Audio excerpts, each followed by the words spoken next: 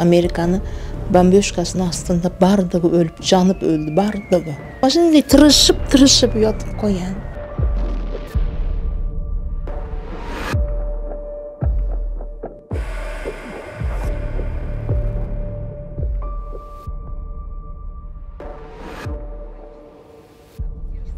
Аль-Хол Сириядагы качкындардын лагери. Алгач бул жай 11 миңге ылайыкташылган болсо, 2019 жылдын статистикасы боюнча мында жашагандардын саны 70 миңден ашкан. Лагердегилердин 94%-ын аялдар жана балдар түзөт. Алардын көпчүлүгү согушкерлердин үй бүлөлөрү.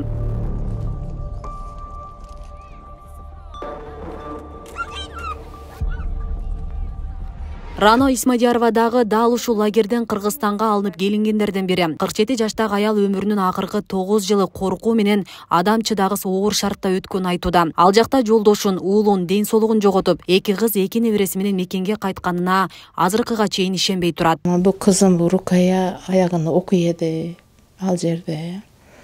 Оолум аягы тарпар жаланды, синип. Кыйын акыбалдар болду. Аны эстегим да келбейт. Сөйлегим де келбейт. Ешкимди дебейм ал жерге барсын деп, düşманыма да дебейм. Ал жерде кожоюнуму жоготтум, мына оолуму жоготтум. Сагылыйт жоготтум. Ешкимди барсын демеймин.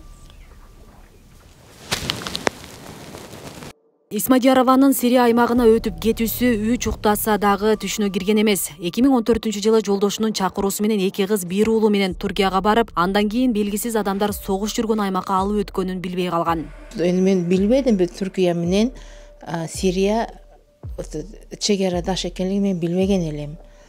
Анан деке сүйлөбөң эже, биз сизге сүйлөй албайбыз деди. Анан кирдик деди.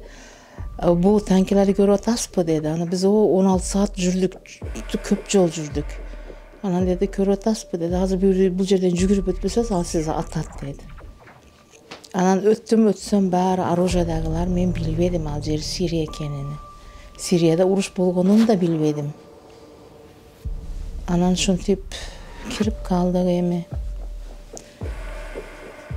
Вакыт аркая кетпейт ама. 32 жаштагы Назима ханда 5 баласы менен күйүп турган Сирия аймагында баш аягы 10 жыл жүргөн. Кан октары жыттанган аймактан аман келген келин 2019-жылы Аль-Хол лагерине чыгып, ушул жылдын февраль айында Айкөл миссиясы менен туулган жерине кайтты. Ал 2 баласы менен Туркияда турмушка чыгып, жолдошу айылга барып жашайбыз деген сунушу менен чек арадан согуш талаасына алып өтүп кеткенин айтууда. Биз адашып билмей, шу күйөөлөрүбүз аркасынан барып калдык. Кыргызстандан кетмейле, шу жерде жашашлык өзү битте катта бакытты.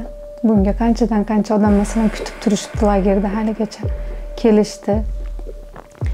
Келгиси келип, йыглап, үй бүлөсүнү согунушуп.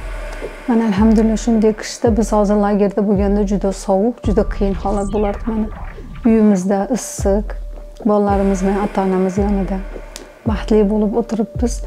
Аялдар менен балдар Кыргызстанга 2019-жылдан баштап алып келине баштаган. Ушул жылдын декабрында 31 аял киши жана 65 жашы жетелик бала атайын учак менен жеткирилди. Буга чейин миссиялар менен 70 аял, 246 бала келген. Алар алгач реабилитациядан өтүштү. Согуш таласынан кайтып келгендер менен дарыгерлер, психиатрлар, теологдор иш алып барышат. Ошол эле жашаган жерине көндүрүү жана аралаштыруу процесстерин ишке ашыруу жергиликтүү бийлик жана тиешелүү мамлекеттик органдарга жүктөлгөн. Алар менен жекече иштөө пландары иштелет. Булар үй бүлө үчүн болгондуктан үй бүлө менен жекече иштөө планы түзүлүп, пирс түзүп, КДДга балдар иштери боюнча комиссияга коебуз. Ал комиссияда каралып, комиссияга тиешелүү мекеме жетекчилерине берилип, анан бүгүнкү күндө алар менен биз тыгыз байланышта иш алып барып атабыз. Андан сырткары биздин өзүбүздүн соц кызматкерлерибиз бар. Ар бир айыл өкмөттө бирден соц кызматкер. Келген үй бүлөлөргө бирден соц кызматкер камтылган. Ал камтылган соц кызматкер ар бир жумада бир жолу барып мониторинг жүргүзүп турат. Сирияга кетүү агымы түштүк аймакта көп катталган. Анын ичинде Жалал Абад облусунун Сузак, Ош облусунун Араван жана Ноокат району алдыңкы сапта. Тышкы иштер министрлиги Сирияда жалпысынан 200 аял, 400гө жакын бала бар экенин кабарлаган. Аларды кайтарып келүү аракети Айкөл программасынын негизинде уланат. Ошол эле учурда кыргызстандык жарандар Сирияда согуштук аракеттерге катышкандыгы аныкталса, кылмыш жоопкерчилигине тартылат.